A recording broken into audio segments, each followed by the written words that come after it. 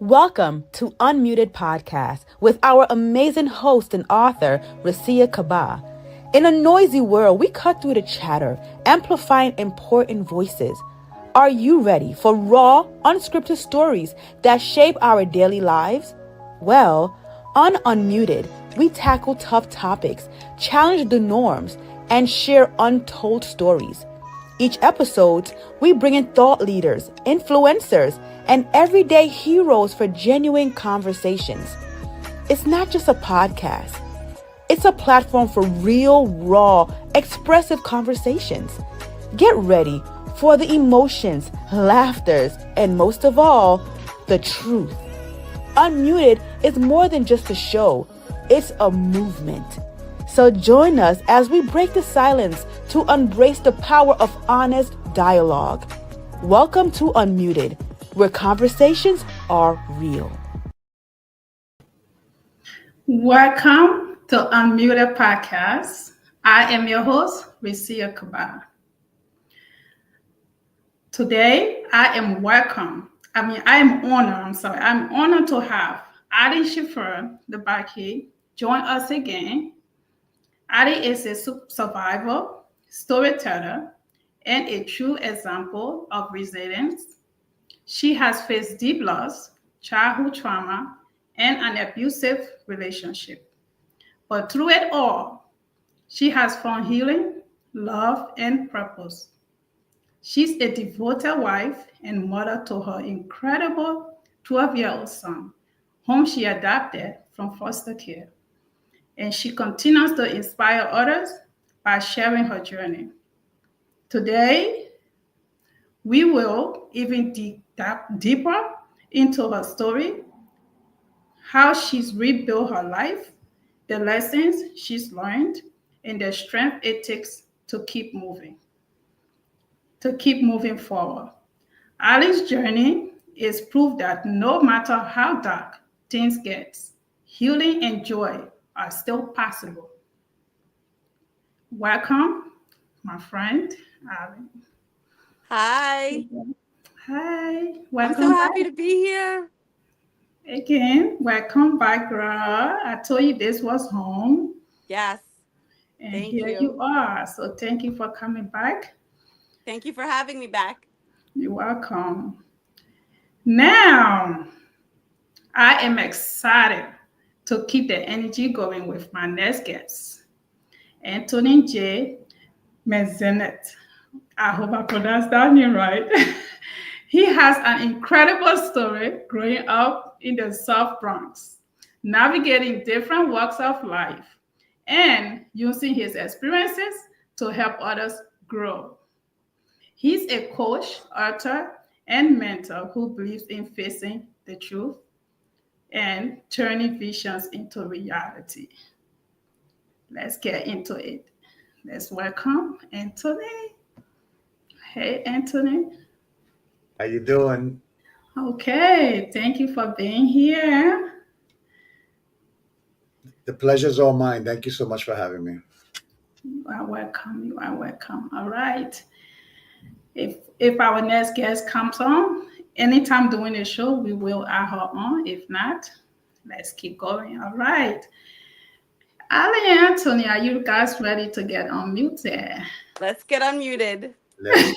Let's get unmuted. All right. Kelly's not here, so I'm going to start with you, Anthony. So you grew up in the Bronx. How did growing up in the South Bronx shape your life? Well, I tell you what, it was an environmental plus a cultural and indoctrinated situation where the curriculum of the school, where the neighborhoods where I grew up at was a challenge on a daily basis. Mm-hmm. It was a kind of a survival mode on a daily basis where the challenges that were brought forth to me really did not bring too much value. A lot of competitiveness between a very congested area. You know, in just one square block of the Bronx, there's a ton of people living there. So you could imagine the different personalities, the different diversity that's going on.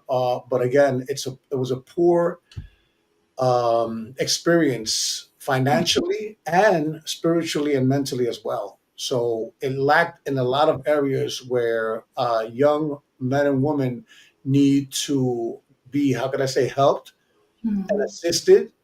And it's very limited resources that we have growing up. Mhm. So it kind of helped me understand that we can do a lot with a little.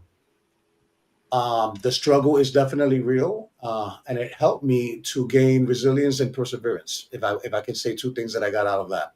Mhm. Mhm. Okay, okay. It sounds like growing up in a third world country, the Bronx. I usually meet a lot of people that comes from the Bronx and the struggle. The lifestyle. Mhm. It's not that easy. So when you made it out of there, it's a blessing. Yeah. It's a blessing. So thank you for sharing that because people need to understand, your current situation doesn't mean you're forever. You can elevate from that. So just to see people like you to say, yes, I was there, I lived that life, and look where I'm at today. So you too can do it. Mhm. So it's motivating. And so thank you for sharing that. You talk about the streets, living the street life. You mentioned learning a lot from the streets. What's one lesson that still helps you today? Well, you see, where I come from, there's a lot of bullying going on, and Mm, usually the bullying has the upper hand because the bully is always a threat, and it's not until you stand up to the bully that you get to understand that you need to have faith and belief in yourself. That's where confidence comes from. And understanding the bully is a little bit more important as well. Why the bully is the bully can help you understand why this person behaves the way that they do, and what triggered this person, and realizing that this person is just like me or you. The only difference is that they took a different approach. They chose to use violence and threatening to deal with their trauma. mm, Made them feel good, and it made them feel on top of the world. And you said something earlier that was very interesting, and I always say that life is a lesson, not a sentence. mm. And we need to learn how to build from whatever we have to get us in a better place. And the best part about it is going back to my community and giving in a nonprofit or philanthropy type of way. Yes. Yeah. It's true. It's true. Because the struggle is real. The experiences can be tough, but I always look at things on a positive side. If you are able to get out of that situation, you should be able to not only giving back financially or just the emotional part can help a lot, like bullying, just to emphasize a little bit on that because people, like we use the term hurt people. You just don't know what somebody is going through. And sometimes that's all they know. I'm hurt, so I'm going to pass that hurt on. So you on the receiving end, sometimes you have to think a little bit deeper and not take everything personal, but try to see why is this person being who they are? Why are they behaving this way? There must be some type of deep issue here, and because a lot of people are not healed, and because of that, we are passing on their hurt to other people, and so many people out here just being hurt, just being unhealed, and nobody's trying to get help because everybody retaliates. You hurt me, I'm gonna hurt you. You hurt me, I'm gonna hurt you. But if society will keep doing that, everyone's gonna be emotionally damaged. Everyone's gonna be wrong for one another. So it's good to, when you have that experience, like you're saying, people like you now going back in the community, doing what you're doing, coaching, you are helping other young people, other young boys, you know. So that's good. Thank you so much for your work. Continue to do so. Appreciate that. I really do. And I tell you, it's not just one issue. One of the biggest misconceptions is that there is a root cause Mhm. for things that happen, and it's not necessarily one thing. It could be multiple things that are going on. Again, I mentioned the environment, cultural curses, indoctrinations of the curriculum of the school, lack of emotional intelligence is a huge factor in the area that I come from. And I'm a late bloomer. So I didn't understand these things until I started getting rid of the things that were holding me back. But the majority of those things was actually myself. Yeah. Ooh, that's deep. Mhm. Yeah, that's deep. Okay. I even though the question was for Anthony, you want to say anything about that? That's fine. You Which know. question are you asking? I mean, I asked him about his growing up in the Bronx. How did that change his life? Well, I can tell you that Anthony is my coach, and I think that he's had so many rebirths, right? I mean, I think that he's probably a master at that, and he teaches other people. And, that's, I believe, why I'm able to sit in front of you today, to be honest with you. Hmm. Okay. Yeah, I was very scared to speak up and use my voice. Scared being the key word. Yeah. Yeah. And Anthony changed that for me. Awesome. So there you go. So people watching can actually, he's not just talking, but he's also, he's making an impact, and you are a proof of that. So that's good. All right. This next question is for you, Alan. So you was here before we had some talk, you and I, over an hour, just me and you. So looking back, right, what's one moment in your journey that changed everything for you?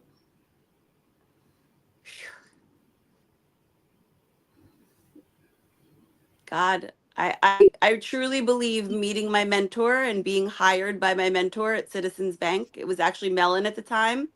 Her name was Kathy Gallagher. She passed away a couple years ago. She was a phenomenal woman, and she really saw me. And I was just a young girl. Um, I didn't really have family at the time, and she just took me under her wing, and she set the bar pretty high in my life. She had me go back to school and finish college. So that was a huge moment in my life that just changed the trajectory of where I am and what I'm doing now. And then also my kids. Yeah. Yeah. Awesome.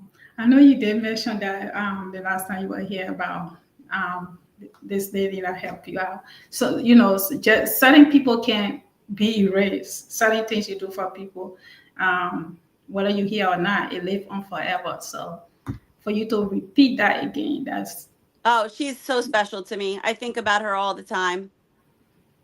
yeah. Thank you. Awesome. All right. So, what advice would you give to someone who feels stuck in their healing process? And that can be for any of you guys. I'm going to let Anthony take that. Uh,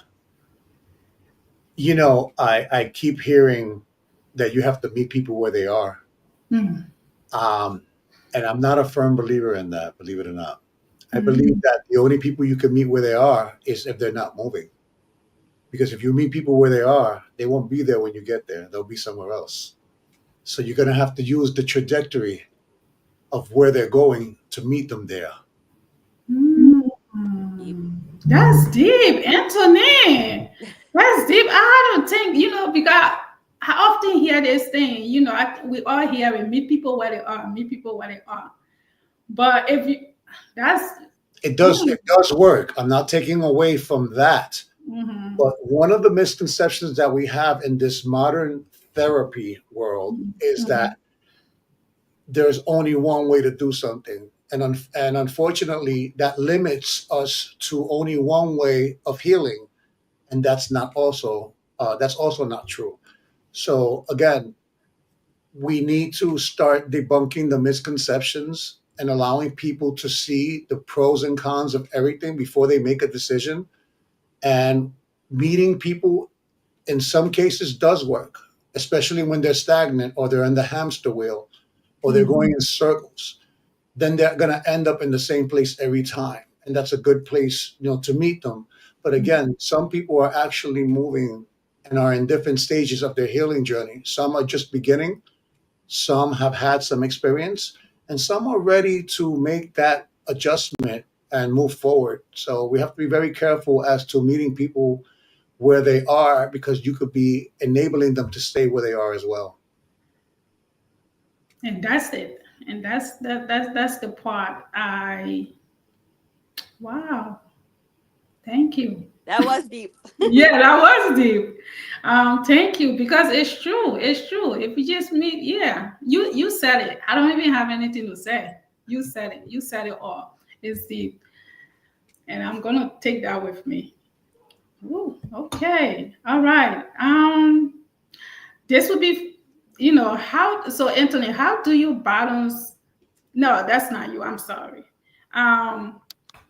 You said you never felt like you belong, Anthony. Right. How did that affect your life, and do you feel different now? Well, I'll start with I feel 100% different now. It's because of my level of not just understanding in the surface level, but understanding emotionally and overstanding, looking at things from a different perspective from the outside in.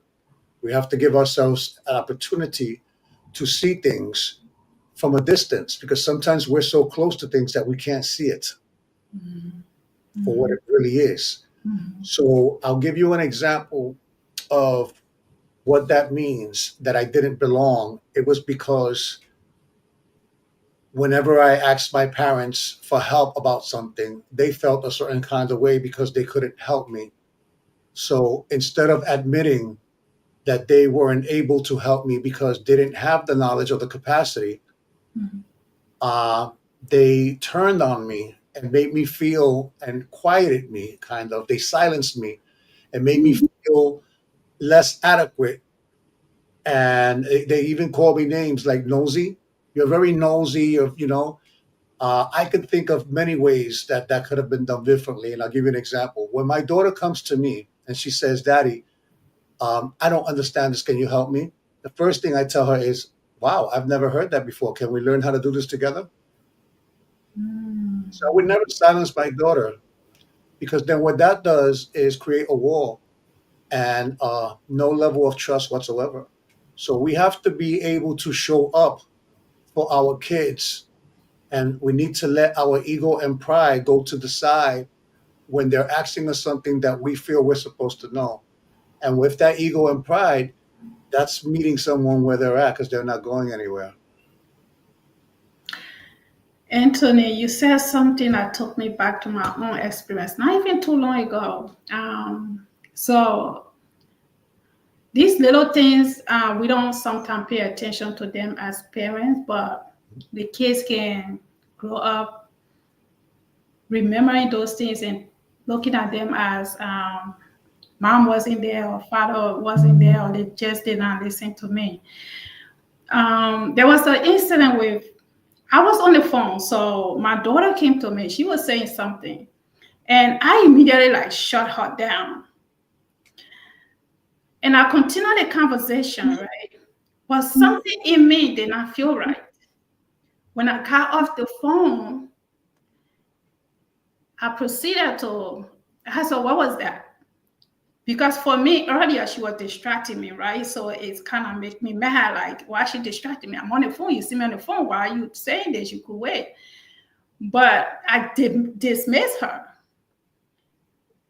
But the way I felt, it wasn't good after I got off the phone. And I tried to get her to tell me what she was saying. She said, no, mommy, it's okay. She didn't want to tell me. And I can tell you, I could die. I was yearning for what she had to say. Only if I had given her the opportunity to say that. And this phone call wasn't even that important, to tell you the truth. It was just the point that I felt like she was distracting me. So that can be considered what you just said, and who knows how many times I have done that, or other people have done that to her.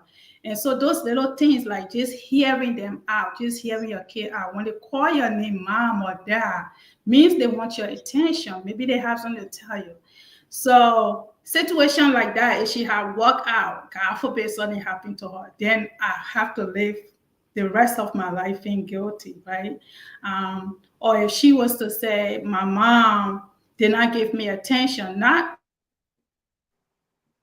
intentionally, I did not do it intentionally, but you see how it can go off as, you're not being there, you're not being a listener.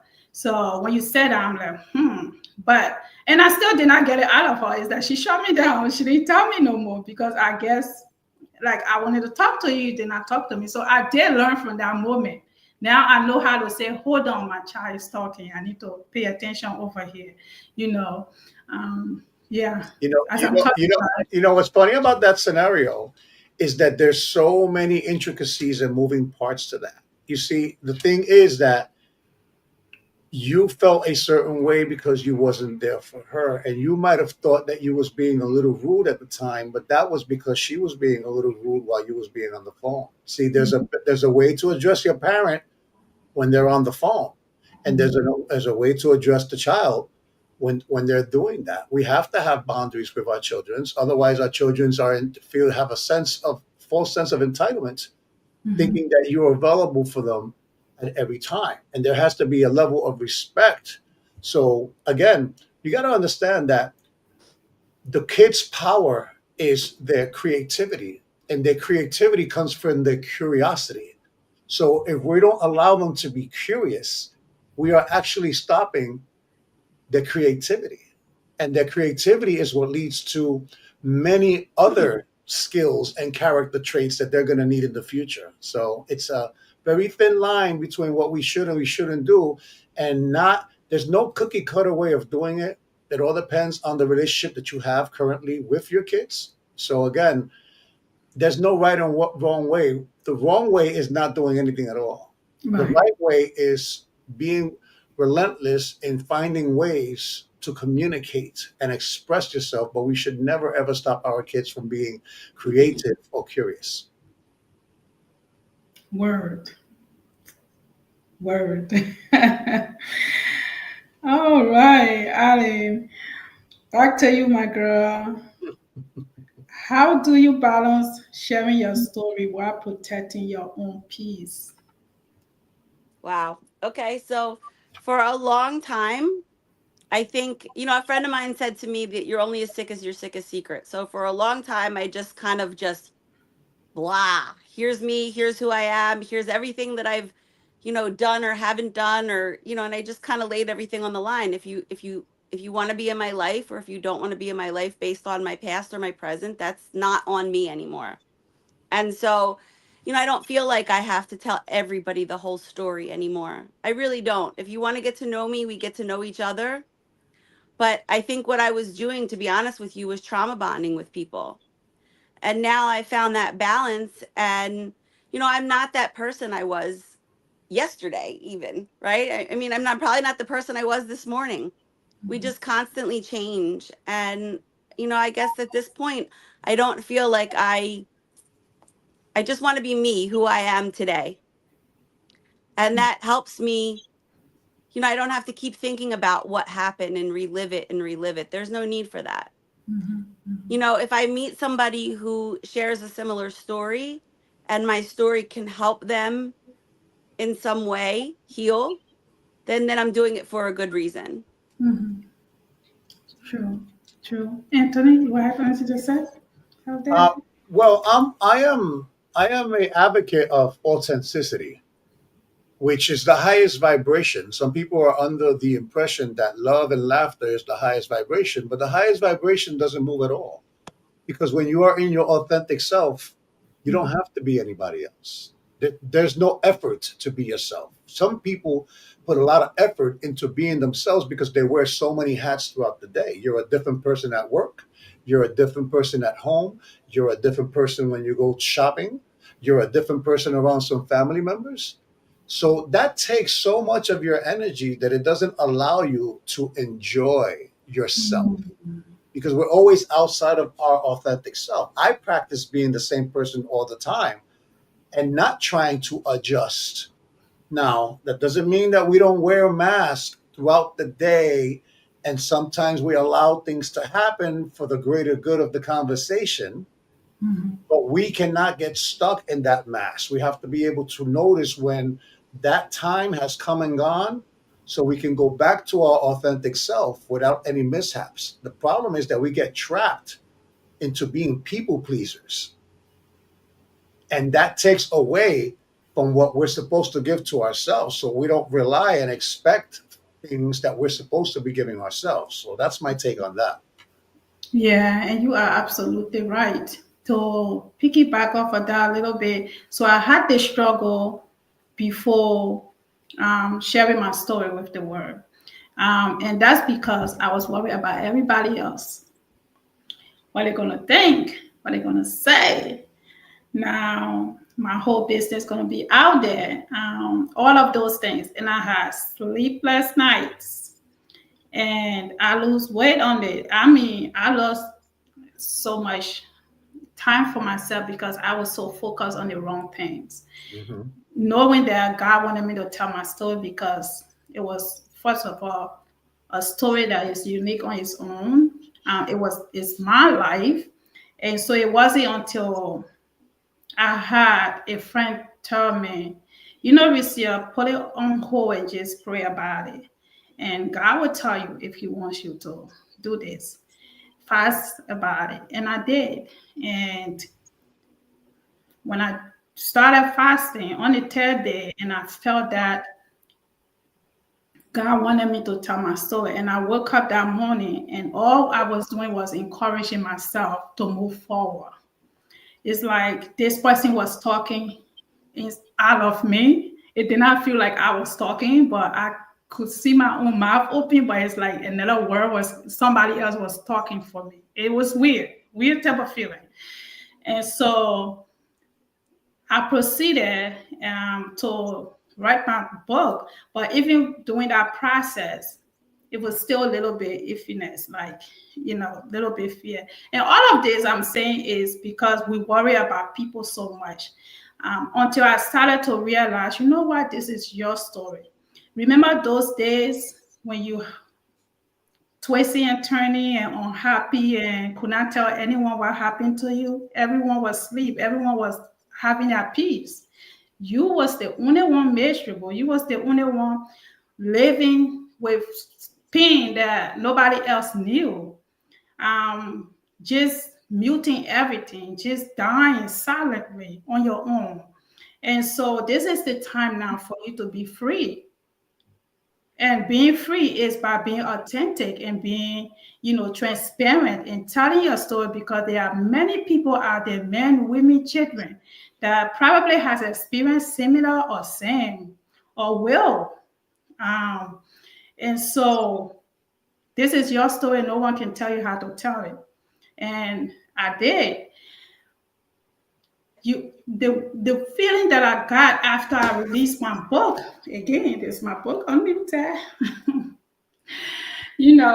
The day that I actually had the book available on Amazon, the day of my book release, it felt like some type of weight has lifted off my shoulder.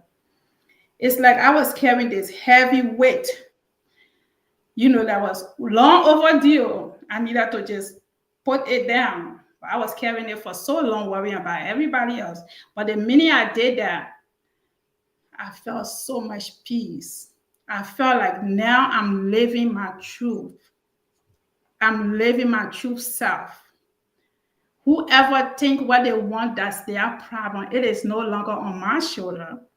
I have done God's will. I have now tell my story, and I'm going to continue to be obedient to His calling, because that's what He called me for. He's going to make the way for me. He's going to prepare me for that job that He has ahead of me. So I need not to worry about who think what, who's going to say what. That's none of my business anymore. And so it is very important for us to just live in our truth and be ourselves, because when you are being yourself, you don't have to worry about being anything else. You're just being yourself. Like you said, go to work, one person, come on, another person, just be yourself, because the people who will love you. And those that won't, just won't. You can't please everyone. You can't be for everyone. Everyone's not your cup of tea. And I'm sure you are not everyone's cup of tea, you know. So, I hope not. so it is just that, people will follow where they need to follow. So you just have to be a true self. And since I started this new journey, this new road that God has me on, I always say on my podcast here, and I will continue to say, I think this is the happiest I have ever been in my entire life because I'm living my truth. I love that for you. I want you to recognize that the reason you was able to move forward is because you stopped meeting yourself where you already been and you started trajecting where you was going. We talked about that earlier, and that's a perfect affirmation of what I just said. Have you chose to keep meeting the person that you already have been, you would have been going backwards instead of forwards. Exactly. You see how that works? Exactly. Yeah. I might just steal your course away from you. I'm telling you, you'll feel free. He gave me some freedom. And I think that's the most important thing. Yeah. It's a beautiful thing. Yeah. It's true. If you're true, guys, that's all we have on this earth. Like, just be your true self. It is so breathtaking. So breathtaking. You don't have to worry about being anybody else. All right. Thank you. Thank you for that. So, Anthony, talking about dreams, you talk about turning vision into reality. Can you share one of your dreams that came true? Yes, writing the book. Writing my book. I'll pull it out for you real quick. Writing my book was one of the most fulfilling and, like you said, release of weight that I've been carrying around my entire life, as I felt that I was silenced. And when I realized that I wasn't really writing the book for anyone else except myself, it's when I was able to release myself from me being afraid, like you said, to share my story. In the third grade, I knew I was going to be an author. I just didn't know when I was going to be an author. But what I also realized is that there were so many things that I had to do before I wrote this book. Going back to school to learn how to express myself, going back to school to understand better communication techniques, understand emotions from a different perspective, a lot of reading, a lot of soul searching, a lot of spirituality. So much went into this book that I knew I had to do before I concluded the book, that the book was a turning point in my life, that I knew that if I ever was to write this book, that would also indicate the time of me becoming a mature adult. People think that because you reach a certain age, that you automatically become a mature adult. And I'm here to say that that is not the case. You are not an adult until you understand accountability and the responsibility and discipline that it goes into taking care of the things. Because remember, nobody likes to feel obligated, or nobody likes to apologize. So we have to learn how to avoid the things that put us in that position. And I believe that when I wrote this book, everything in my life came full circle. So that is a vision that I've always had, but I didn't want to sell myself short. I didn't want to cut corners. I didn't want to cheat. I didn't want to expedite something without getting the full experience of it. And I knew that it was going to take until I was in my 40s to actually write the book. Yeah. Awesome. Mhm. Yeah. Ali, anything? Well, I will say that I waited a little while to read his book because I've experienced his coaching while he was writing the book. And I will say that I've gotten more out of it, just learning different things or just learning different perspectives. Also in your book, I was downstairs crying reading your book, and just I said to my husband, I'm like, I get it. I get when somebody's on mute, and I get when you get to be unmuted. Mm. And I get when you don't have to be I was so ashamed of my past. I was so ashamed of what happened to me, not what I did so much, but what I couldn't control as a child for so long. You know, like when you read it on paper that it also happened to somebody else, I'm not alone. Yeah. You are not alone. Yeah. It's powerful. You are not alone. Yeah, I mean, certain things I talk about in my book, there are some things that could be shameful, that you won't want anyone to know. But like I said earlier, it was no longer about me because I felt like I was special at some point. I felt like if God chose me for these experiences, He's preparing me for. I don't, I don't want to get emotional, but I think he's preparing for he prepared you for this. You have a stage now, you have a platform where you get to tell your story and other people's stories. If that's not powerful, I don't know what is. yeah, yeah. Absolutely. Thank you. Yeah. He put you through every trial and tribulation so you can help people. Yeah, yeah. So yeah, and that's the goal. That's the goal. So I'm not ashamed of it. You can't be whatever that did not kill you, make you stronger, make you Mhm. wiser. Um, you should be grateful because some people cannot tell their own story. They did not make it to tell their own story. And I tell my story with grace now because I survived it and I'm able to share it to help other people, even if it's not the same thing. Whatever it is that has traumatized you, there are so many different trauma, that we experience in life. And so don't let the trauma become you. Don't let your trauma become you. You know, it is something you can rise from. It is an experience. That's what I like about experience. If we don't have to stay there, it's an experience you can grow from, and be able to share your experience with other people. Maybe prevent somebody else from going through it. Because from where I'm from, Anthony, I'm from Liberia, West Africa. So it is not a norm for us to talk about personal issues like that, like, molestation, rape. No, no, no, no, no, no, no. How dare you talk about that? In Mhm. fact, who's going to believe you? Even if they do, what's going to happen about it? They ain't going to do anything about it. And you might just become isolated from everyone, so it's not something you talk about. You just live with it and you die with it. That's it. It's norm. That's it.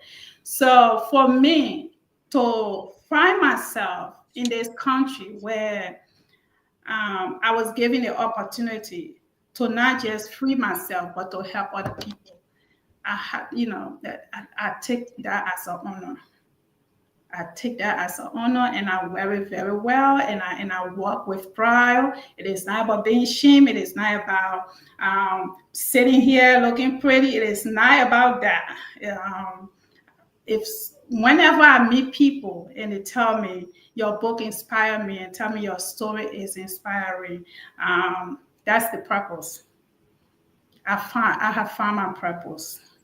So use whatever it is that was holding you back and kick that stuff in the ass because it doesn't become you. Don't let it become you. Don't let your struggle become you. So yeah. Every now and then I get sad about it, but talking about it and writing about it is healing for me. So I'm rising above all of my obstacles. So thank you. Thank you. You No, you thank you. inspired me to speak my truth, right? You gave me a platform to do it on. It was the first time that I ever um beside the closed doors of some, like AA rooms and stuff like that, I've never been able to kind of sit on a platform and tell somebody my story. And you talked to me at a time when it was really raw. Yes, I remember. Yes. Interesting. That's I very appreciate interesting. that so much. It's very interesting, right? How I just put it in a different perspective. How you're right. In the United States, people have privileges. They have rights that are not found in other cultures and other countries. Um, we live in a world where the culture is one of the strongest influences, and at the same time, it's a detriment to one's growth to become independent. But how do you separate yourself without losing your culture? Because you don't want to lose your culture, but yet there are other areas that you want to explore that your culture does not allow or forbids you to exercise these rights that you may not have. So, for the ladies that are watching right now, please look at the differences. How it's difficult enough being a woman, and then on top of that, being coming from a culture where the culture does not accept you to be outspoken Mhm. about your experiences. It's kind of taboo. It's, Yeah, it's it's that's almost like it's almost like the United States or in other places that some men feel like they're not allowed to express their feelings because it's a sign of weakness. So again, there is no this not a gender thing. It's not an age thing. It's not a political party thing. It's not a religious thing.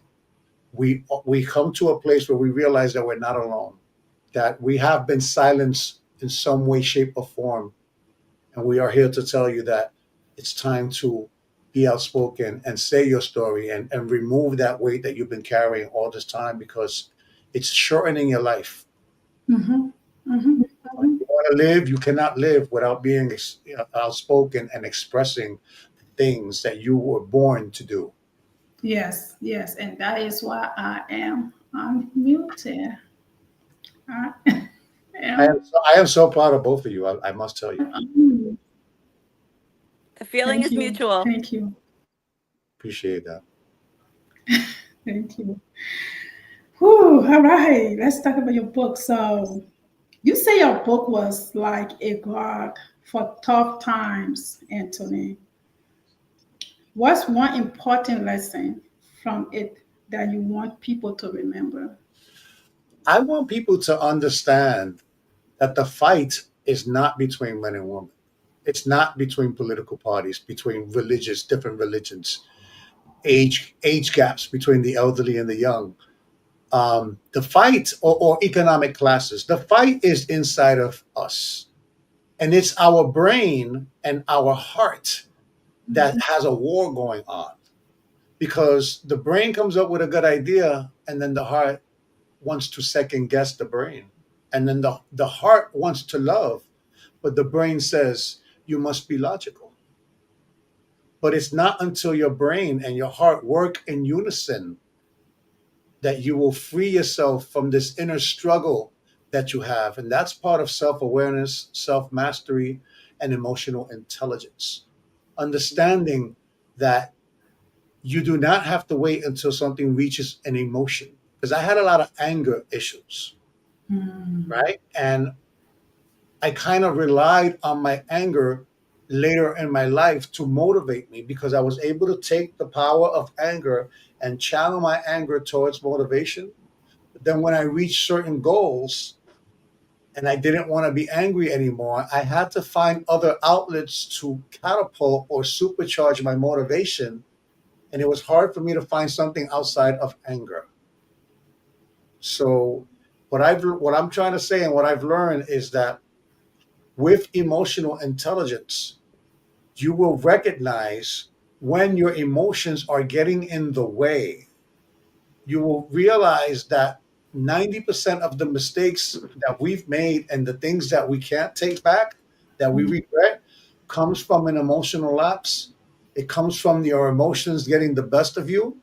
And there are stages to emotions. First, it starts with an idea, then it becomes a feeling, then it becomes an emotion. So if you can catch it at the idea or at the feeling, because once it reaches an emotion, you're almost compelled to react towards instead of responding.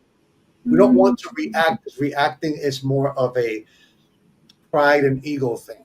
It's more of a trauma or a trigger response. So what we want to do is catch it at the gate, because we are the landlord of Mhm. our own feelings. So we Mhm. cannot have things live inside and occupy, our space without paying rent. So we're to allow Mhm. things in and out of our lives. So we have to gatekeep these things and vet things properly, not take things for granted, and understand that there's always a second side or another side to a story, and we must learn it in its entirety before we speak. That's called prudence. So those are the things that I've learned along the lines of not be very, very quick to react to things in the past. And now I realize that sometimes silence is golden. Yes. So Yeah. if I'm going to be muted, it's because I'm muting myself, not because someone else is muting me. So it is a choice. It is a choice. It is a choice. Silence is the best as a lot of time, because the less you say, you have people wondering what you thinking, what you thinking, what's going on in that head. You know, especially when we are mad. I'm learning to just keep quiet. And you don't have to always have the last word. That's another thing I'm learning. You don't have to always. Sometimes no word is powerful than a word. Hmm. hmm and I'm doing that a lot, and I'm finding more peace that way. So, word, yes, Anthony. Um, good one. He be leaving me speechless. Like I don't know what else to say after he says so. It's okay as long as we relate to you. I'm learning from you as well. Just listening to what you went through actually opened my thought process a little bit deeper. Mhm. So that I could expand. We have to be very flexible and Mhm. adaptable to learning experiences. You know what they say, that when you think you know it all, you don't know nothing at all. So Yeah, that's a good one. Yeah. All right. Listen. All right, you got me there. Just to piggyback real quick, one of the things Yeah. that we worked on during our time together was forgiveness, and realizing that forgiveness was for myself. Hmm. Right? Just because I forgive doesn't mean that I have to forgive that person. It's for me to forgive that person. Right? My forgiveness belongs to me. And that really helped me, because I realized how angry I was. And not just, I was angry at family members. I was angry at this part of my life. I was angry at you can't. It only holds you back in every area of your life. And the thing with that, the people you're angry with out there living their life, right? Yes. absolutely. Some of them Living aren't their even life. here anymore. Yeah, that part. And you Yeah, get you're like, okay, angry. they're not even here. And those things can really take a lot out of you. It can suck your energy, just being bitter. Just me and my girlfriend was on a podcast before. I was telling her how I used to be mad, and madness tend to me being angry and bitter. Why this person did this to me? Why did I did not deserve this? Why? I was there for you. All of those things. And it took me probably 2 years just pondering on this one thing every time. And so the healing process, when they say time heals, time really do heal. And with the power of God, just involving God, and I asking him to free me from those things, because at some point in my life I was sick of myself, sick Yes. and tired of being angry, sick and tired of being mad. I just want to be free. Why are you allowing things to live rent free in your head? Like you said, these things are living rent free in my head, and this person is out there living their life like it's golden, you know. But the process sometimes is necessary, because when you rise above that, you can look back and see your growth. And so, where I said today, I'm human, so I'm not gonna say somebody hurt me. I'm just gonna, like, it's all golden. But I'm learning not to even give attention to anyone that feel like it can hurt me or do anything to just take away my joy. Every day is golden for me. Every day is a blessing. So why should I allow another person? Why should we allow another human to take that moment away from us? You don't know tomorrow. You spend today being angry. What if you're not here tomorrow? So nothing pisses me off. If I get angry with you, I just put you over there. Like, you don't, like, I'm over you.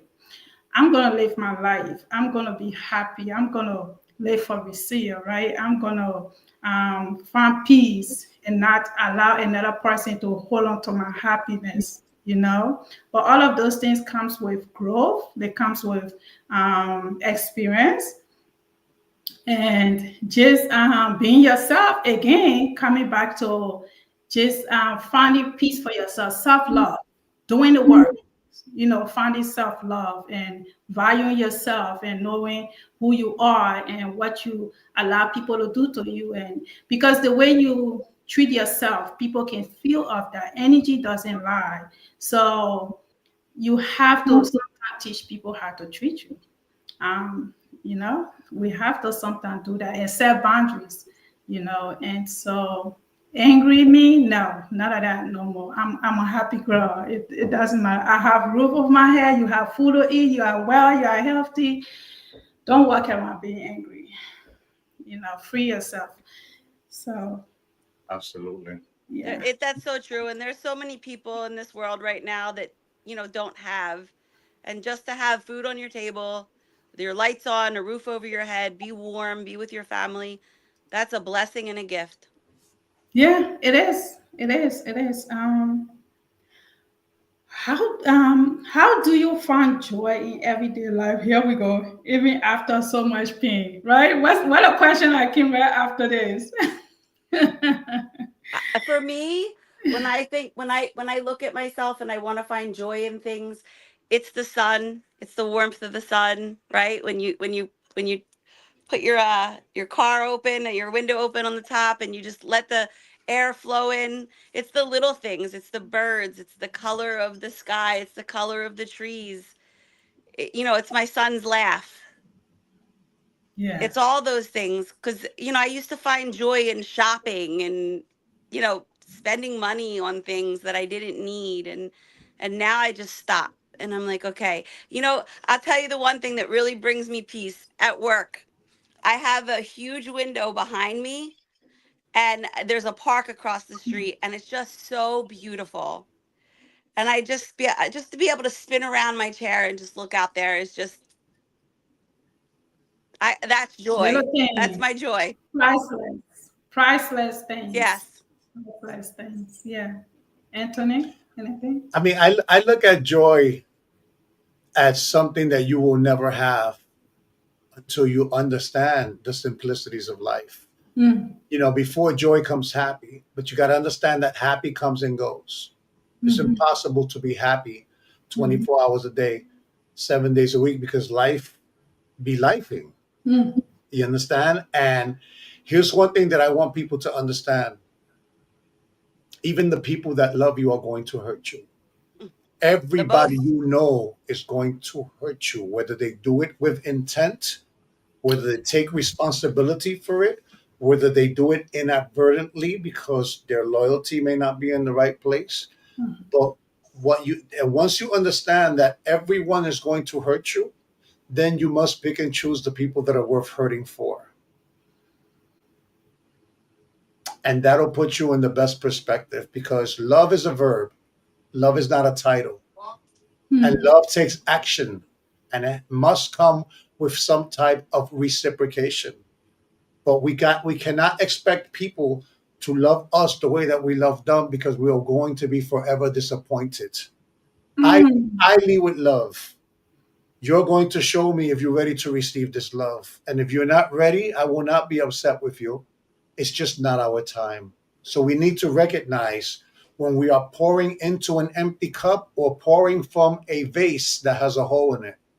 Now, remember that you said something about acknowledgement, right? We're Mm-hmm. always seeking outside validation, and we need to listen to ourselves and talk to ourselves, because the attention that we need has to come from us. We will be less disappointed if we talk to ourselves. See, we were taught to be so silent that we're not even allowed to talk to ourselves because they think that we're crazy when we do that. But who you trust? Who do you know better than anyone else in this world? Yourself.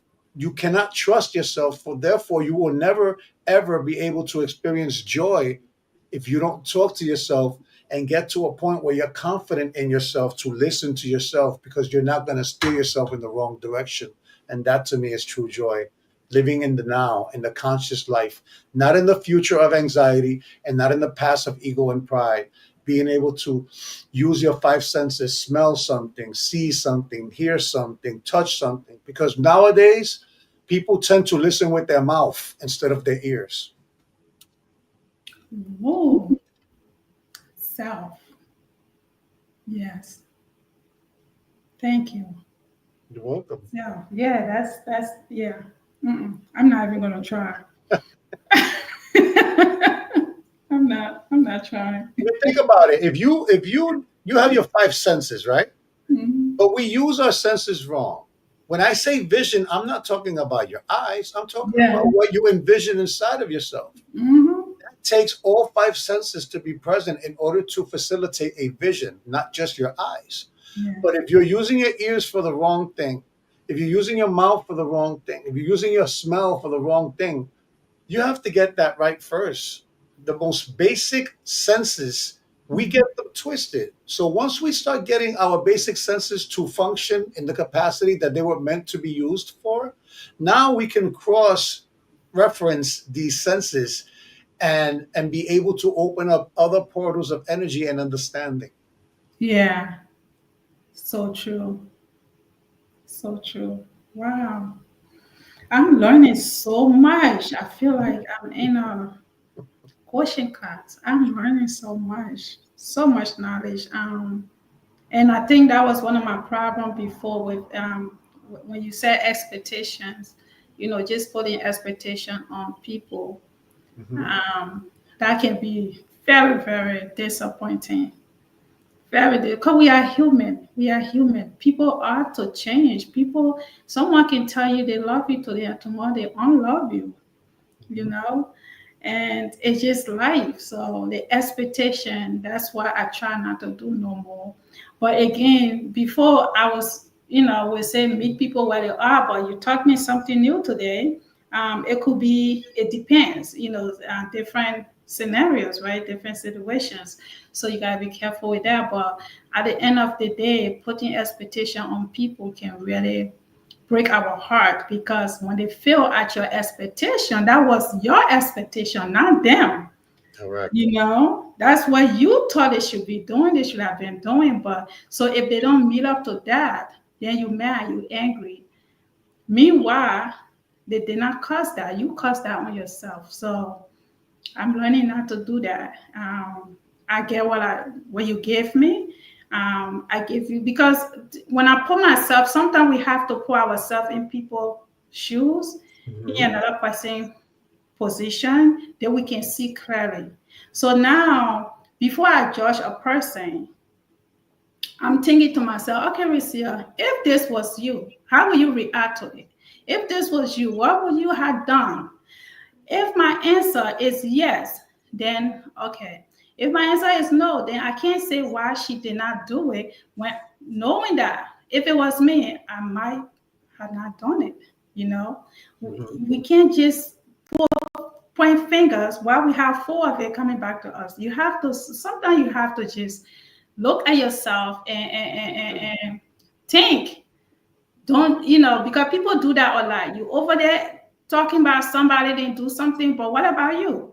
What about you? We're not perfect. So all of those things will play into you having a normal life, because you are not sitting around expecting people to do certain things. So it's a lot. It comes with a lot of experience. It comes with growth. It comes with self-awareness.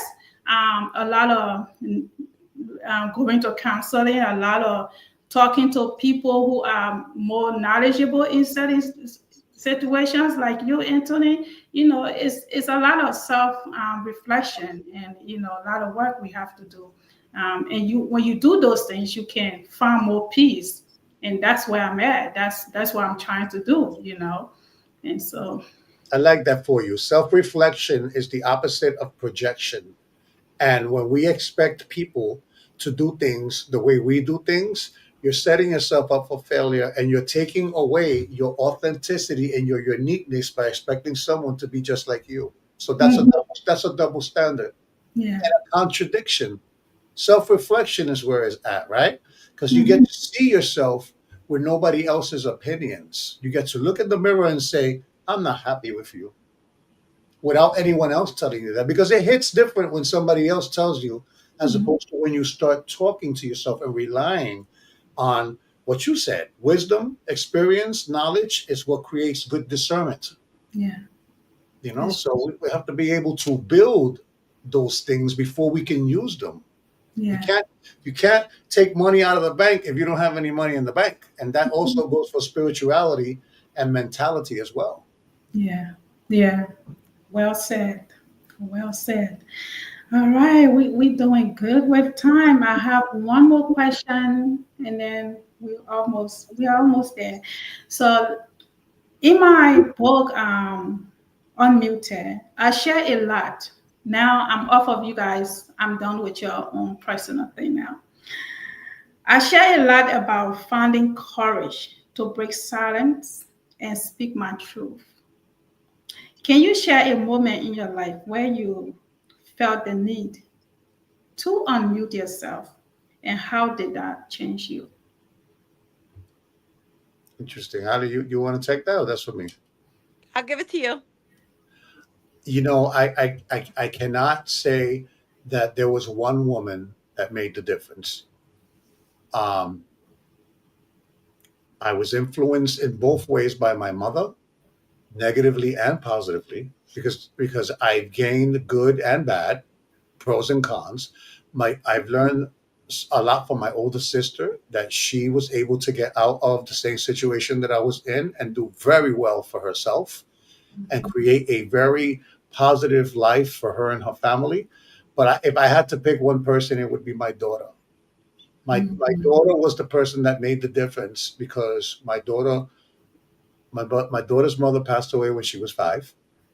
So I had to learn how to raise a daughter I'm sorry. coming from a place where the cultural curses and, like I said, the environment wasn't really teaching me anything that could help her.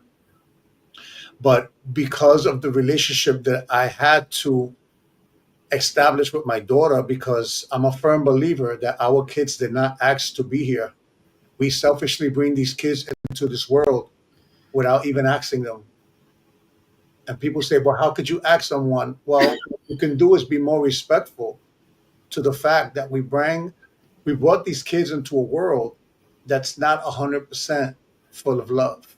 There's a lot of things going on into this world, and we have to understand that, like they'll say there's no blueprint for kids. There's no blueprints for marriage. And I say that's not true, because if you do research before you commit, if you learn some things before you become a parent, it will ease the way of what to expect. Instead of everything being a hardship of experience, you could be better prepared before you get into something. It's funny how we don't take the time to learn about how to be a parent. And I'm going to say the truth. Most kids are created by mistake. Most kids are not planned.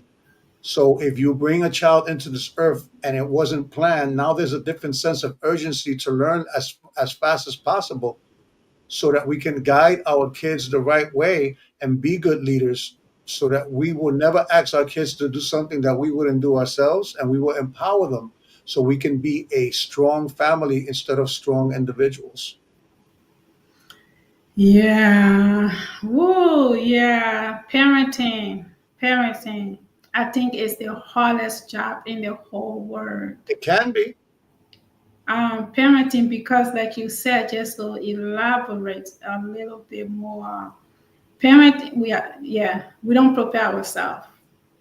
We don't prepare ourselves. And in my book, I can't remember the chapter right now, but I did. I have a chapter in there apologizing to my children for anything I did wrong as a parent. That's beautiful. Because sometimes we just don't know. We think that we are doing our best, especially for a single mother raising 3 young children at the time, working several jobs. I was barely around. They had a choice to be in the street or home. And thankfully, they chose to be good children and they stay home and they went to school. And my son graduated college. We all finished school. He got a degree, you know, and I'm just so grateful. And the sisters, college also, all of them did good. And they could have chose to be out there doing the, unimaginable. Mm-hmm. But somewhere in me still, even though I provide a roof, I provide food, I gave them clothing, my presence wasn't always there. And that sense of feeling neglected, I guess, from your parent. One person, I cannot be at work and home. So even though I understood that, I still felt that sense of guilt. I still felt like I needed to apologize for my shortcomings, um, because I love you guys, and because I love you, I wanted to work hard to give you the life that I myself did not have. And coming from a third world country, losing my mother at a very young age, not having my father there, not because he didn't want to, but because of the war, dividing family. The way I grew up from different homes, I just wanted to give my children everything, everything. But at the time, being so young, not knowing, giving them everything was giving them yourself too. But myself was missing a lot because I was trying to provide, you know. And so when I wrote, I cried at 2 a.m., 3 a.m., writing this book.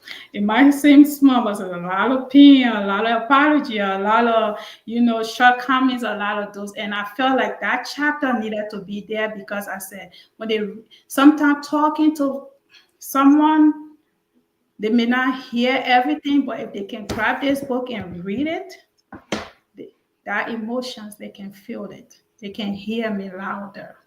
And so me apologizing to them and just telling them how appreciative I am of them as a mother, that they did not take the wrong road to walk, but rather to forgive me for any shortcomings. All right. Even what they did not say I did, just knowing that I may have done something wrong, I may have parented some other way, I may have said something that I did not mean to be bad, but they probably took it to be bad, right? It's not, people hurt us not because they want to hurt us or say things to not because they want to say it, but it's not what you say, it's how you say it most of the time. And so maybe I said something, maybe I came home, I was tired, maybe I dismissed you, like I said earlier. Maybe I did not attend some parent-teacher conference, maybe something, whatever it is that you're holding against me. I'm asking you to forgive me now because I don't want you to grow up as a grown man, grown woman, and you still have that in your heart, that my mom wasn't there. So when I did that, that was another moment where I cried through it and I forgive myself. And then after that, like you said, out of forgiveness is for you. So I first forgive myself and then hoping that whatever that is, my kids will forgive me. And you got to live, move on, and continue to try to be better. So, yeah. Great one job. of the first lessons I learned with Anthony was to just apologize for anything and anyone that I've hurt for me, and just get it out there. I'm not that person anymore. And, and I'm not a bad person. I don't do things intentionally to hurt people, especially my kids. But sometimes we just do. Yeah. Not even knowing. So we just have to and besides my kids, you read my book, Alan. When you have the chance, Anthony. Definitely. I'm an avid book reader. Yeah, so I also have a chapter where I apologize to any and everybody, any and everybody, whoever I hurt, because when you read my book, I think you can attest to it. I talk about a lot of people doing me wrong, right? A lot of things that went on. So at the end, I'm like, all right, you don't vent all over. You just do a lot of venting. Everybody that has hurt you. Who have you hurt? Who have you hurt? Well, let me ask you a question. Have you forgiven yourself? So, yes. Because we have the tendency to put other people in front, even ourselves, in apology. Now, in 2020, I don't know if you noticed how many empaths came out of the woodworks because people were at home bored. So all of a sudden, people decided to be empaths. And what I've noticed is that with most empaths, they don't have any empathy.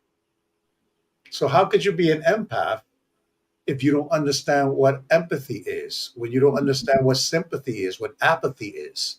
You see, we tend to have empathy for people without any boundaries.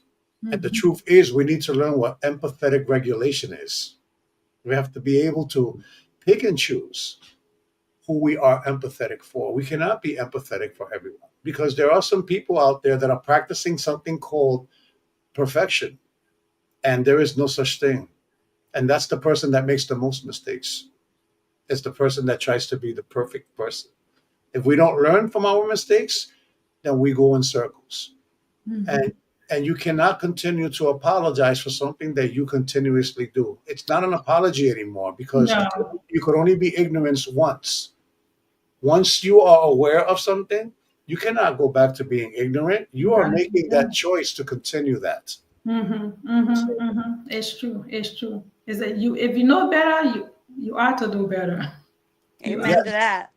Yes, you ought to do better. So my apology was more so, just because not everyone gonna tell you did this to me. Not everyone gonna, you ourselves don't even know everyone we have done something to. Sometimes somebody will tell you did this to me. You be like, I did that. It's like impossible. So I'm like, all right, I'm gonna take this time to apologize to anyone I have hurt. I'm asking you to forgive me because I have forgiven you and I have forgiven myself. So if you get the opportunity to read my book, this apology goes to whoever I have done anything wrong to. Because this book is actually me walking away from any trauma, any pain, anything that was holding me back. Because I am ready to walk in my next purpose, in my next, whatever that is that God has for me. So I'm freeing myself. Now it has nothing to do with anybody else. It is, the forgiveness is for me, and I'm moving forward. So that was my whole point. So Unmuted, yes, it's my story, but God is the author of it. God is the author. So I understand that. I understand that completely. I'm the first one to tell you that God is steering the boat, but you must row the boat. You must. You know what I'm saying? He might give you direction. He might lead you to where you're going, but you still got to drive the car. You still got to move your feet. You still got to move your body. Exactly. And some people keep asking God to do it for them. That's not the way God works. Yeah, you can sit in your house and pray for a job, and the job works to you. You got to go out there and look for the job. God, give me the strength, give me the resilience, the perseverance. Please give me a better insight, more control of the things that are stopping me. But at the end of the day, you cannot ask God to do something that is in your hands. Yes. Word. Thank you, guys. Thank you so much. Ooh, what a Thank good you. one. Hopefully, when Kelly gets better in a couple months, well, when you have time in a couple months, we Yes. can come back on because I'd like to tell you about a project we're working on, but I didn't want to Yes. do that without her here. Yeah. Okay, we would do that. We would definitely do that. So for the both of you now, before we leave, what's one message you hope listeners take away from your story today? Go ahead, Ali. Anyone? To be authentic, to be resilient, and to be forgiving. Giving. Great. I would say be grateful. Yes. Be grateful for the small things, because you don't realize how important something is until you don't have it anymore. Try waking up in a positive attitude so that you will find more reasons to be positive instead of waking up negatively and looking for justification of your negative mindset. Woo! What a way to end this one. Thank you, guys. Thank you so much. Thank you so much. Thank you. It was a pleasure. Oh Anytime. my God, this was awesome. I feel like we're just sitting and having a talk. I don't even feel like we're on a podcast. It was awesome. Thank you so much. And Anthony, if you have any social medias you want to share with our people, where to find you. You are a coach, so who knows? You share a lot of great things here today. Someone might need you. I need you now. And so Well, I'll tell you this. You can find me under my name on Facebook. I do a lot of live TikToks Mondays, 7:30 at night. TikTok, you'll find me under The Real Hormiga. Hormiga means ant in Spanish, HORMIGA. Or you can look up liveabovethenorm.com. That is my landing page.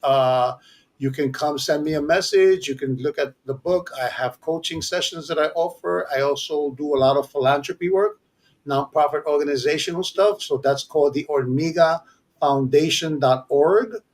We're just continuously building and trying to create opportunities and looking for like-minded people like yourself to explore the beautiful things in life, So I remember the pros and cons is what gives you the balance. Because if you only know one direction, you only go in one direction. So you need to have both sides so that you can find the balance. Amen. Thank you so much, guys. There you go. You have his info. So look him up. If you can't find him, come to my page. I'm going to share his info on there too later on, so you can find him. There's many ways to find him. And I'm going to definitely watch the show on TikTok. Ali, anything? I just want to say thank you so much. And I'm so glad you got the opportunity to meet each other. Yeah, I'm so glad I met you. I learned so much today. And you got my brain going. All day I'm going to be thinking about all those gems you dropped. I learned so much. It was like a session, like a coaching session for me. I learned so much. That's exactly what a coaching session with me looks like. And again, it depends on where you are. I am not the answer to all your problems. You are. I just want you to establish a relationship with yourself so that you can trust yourself and go a little deeper than what you're used to, Yeah. And that's where we're at. We're all from the Most High, and once you understand and accept that, your spirituality makes the connection between your brain and your heart. That's what I didn't tell you. That it's the spirit that creates that bridge between your heart and your brain. We're having a fight every day. Yeah. Awesome. All right, guys. Thank you so much again. I emphasize. Thank you for sharing your story with us tonight, and I will talk to you behind the scene. Absolutely. We'll be in touch. All Take right. care. Bye. Bye.